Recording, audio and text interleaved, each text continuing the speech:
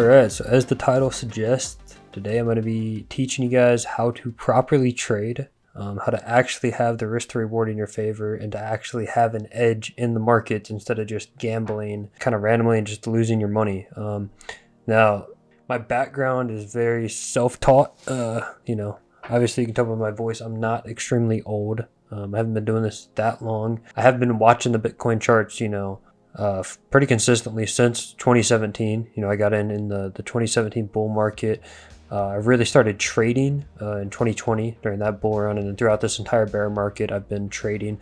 I probably have well over 10,000 hours actually absorbing information.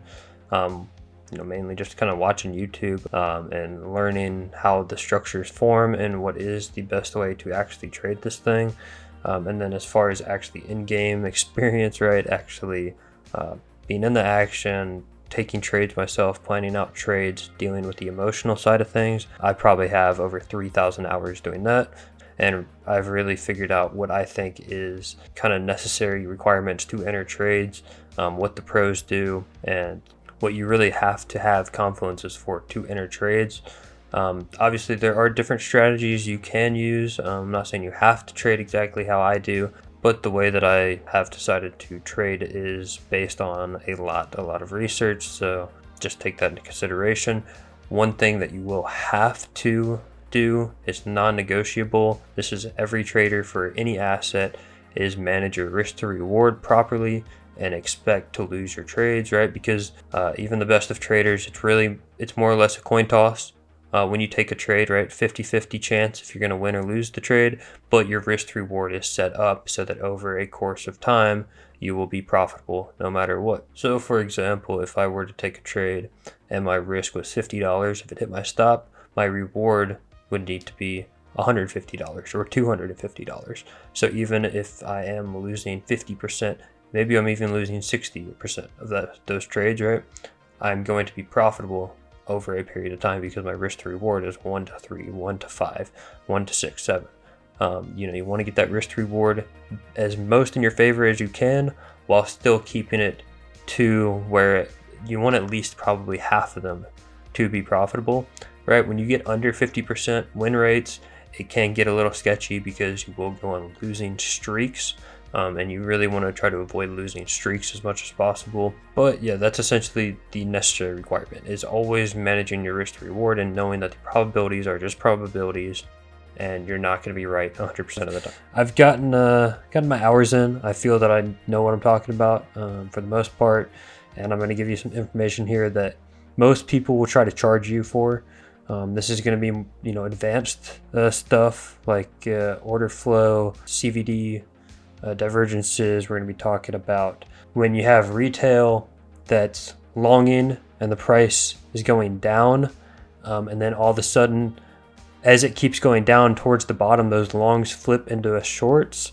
That's where you're going to, that's the point where you're going to want to enter your longs. You want to see capitulations in the market, and you want to actually be watching what retail is doing, all this stuff. But we'll start off. I don't know if I'm going to break this into multiple segments or if I'll just do it all in one video, kind of see how long this takes. I want to keep them under 10 minutes or around 10 minutes. So yeah, we'll start off here in TradingView, and then we'll go into some of the other programs that I think are pretty necessary, and I'll give you what I think is necessary, right? This is not something that's optional when it comes to trading. You really have to use these techniques or you will not have an edge in the market.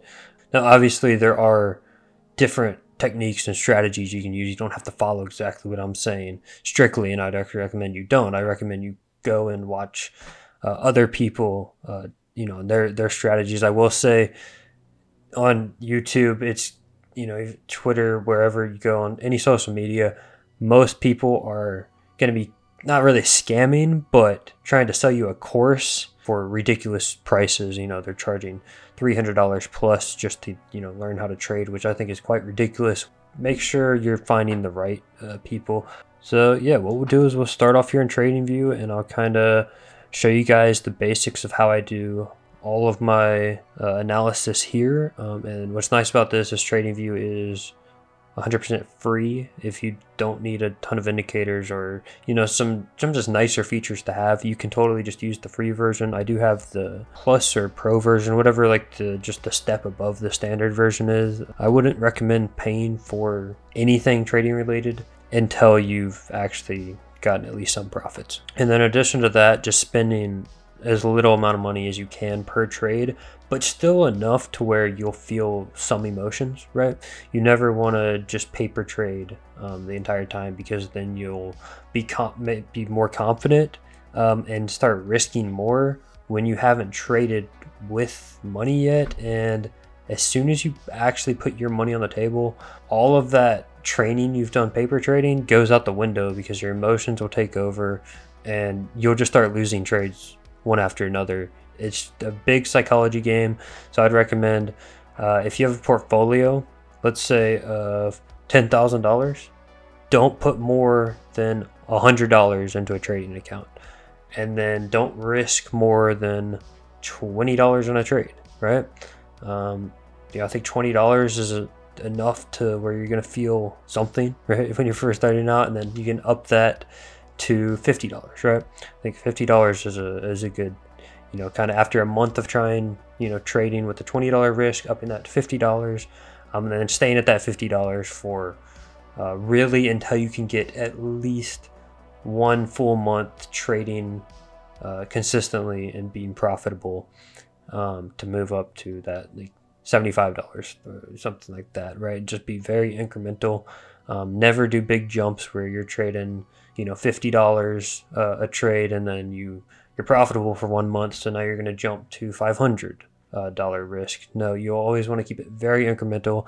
I would say if you can get 6 months profitability trading consistently, then you're going to be solid, and by that point you're going to know what you can risk. And I'd say that 6 months, very minimum 1,000 hours before you go and just try to make your own decisions about how much you want to risk.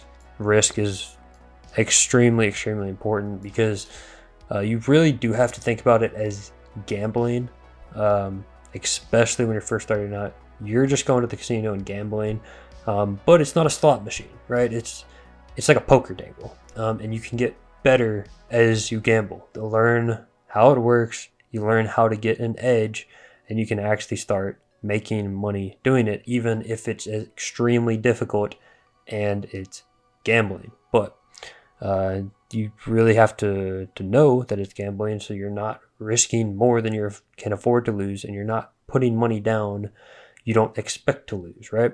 Every time you make a trade, you should expect that stop loss to get hit, and you have to be okay with that stop loss getting hit. Never expect to win your trade, and that's a big thing you can mess up in. I know I've messed up in that when I was first started out trading. I went in with $1,000 on 5x leverage, which never do that. Never do low leverage. Essentially, I just screwed myself because I kept adding to the position, and ended up losing thousands because I just kept moving the stop back and adding on, and just being like, it has to turn around now. And it never did. Eventually I exited for a big loss. But that's what's got to happen sometimes for you to learn in the markets, right? You're going to get taught the hard way at some point. I just hope that you manage it to where you don't get your account rugged, and you can learn. You want to be learning from every mistake and being able to move forward. You never want to get your account rugged doing low leverage and just adding to positions. And that brings me to my next point. Everybody says don't use high leverage. In my opinion, they are wrong. You want to use as high of leverage as possible to where you will get right up to your liquidation without actually getting liquidated. So you want to put your stop at maybe 75% liquidation, so you don't pay any liquidation fees, and you don't get kind of scammed by the exchange, because when you get liquidated, they will kind of stop you out before you actually should have gotten liquidated. So if it gets 90% to your liquidation, they will liquidate you, and that other 10% just goes to the exchange. It just disappears out of thin air, and you will get pissed because you think the exchange is scamming you, which kind of feels like it sometimes. But that's why 75% of liquidation, 50% to liquidation is good. And what leverage does that equal on Bitcoin? For me, that is pretty high leverage, anywhere from like 50x to 75x leverage. And I'll kind of show you exactly how that's going to work when we get into these sweep structures. But I think the last time I actually made a trade was right here. Right when we went down to that 24.8, I was trying to get into a long. Unfortunately, I got like $100 off of my entry, didn't fill me, and then just took off. And since I knew from this level, just looking at fractals, that we were about to enter the bull market, so I just took all my trading funds out of my account and just bought spot with it. So I've just been riding spot this whole way, and just like high risk altcoins. So I've been doing just fine in altcoins. I haven't been really trying to trade at all. Where will I when we get up into my red boxes, right? So anywhere in this area is where I'm going to be trying to hedge myself, and that's where I'll start trading again.